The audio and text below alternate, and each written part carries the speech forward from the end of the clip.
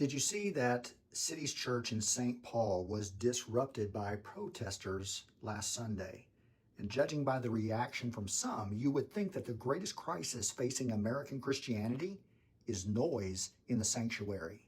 Hello, friends. I'm Scott Lloyd, scholar of race, religion, culture, and communication, and author of the book, The God I Was Given, Looking for Faith After Losing My Religion. It used to be the preaching that made church folks uncomfortable. It used to be prophets. It used to be sermons. It used to be pastors who named injustice from the pulpit and paid a price for it. Now the sermons are safe. The sanctuaries are calm. And when discomfort finally shows up, it comes from protesters instead. At City's Church in St. Paul, Minnesota, demonstrators interrupted worship to call attention to the killing of Renee Good and to raise serious concerns about a moral conflict. One of the church's pastors also serves as an official with ICE, overseeing immigration enforcement in the same community that's grieving the death of Renee Good. That context matters. This wasn't random chaos. A lot of Christians rushed to say, this isn't Christ-like. And they're quick to remind us that Jesus flipped tables, but only once. And he rejected violence, that he rendered unto Caesar all that belonged to Caesar. All of that is true, but it's not the whole truth. Jesus did not reject confrontation.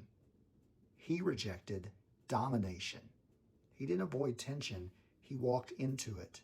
Jesus confronted religious leaders publicly in their own spaces when faith had become a shield for power instead of a force for love.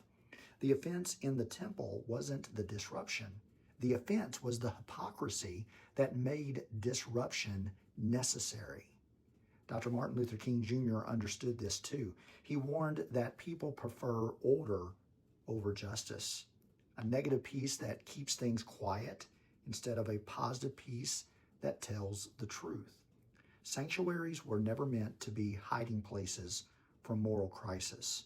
They were meant to form courage. Now let me be clear. Not every protest is wise. Sacred space does matter, and it should be respected. Worship should not be treated lightly. But sacred space is not sacred because it's quiet. It's sacred because it's supposed to shape people who love their neighbors enough to be disturbed by their suffering.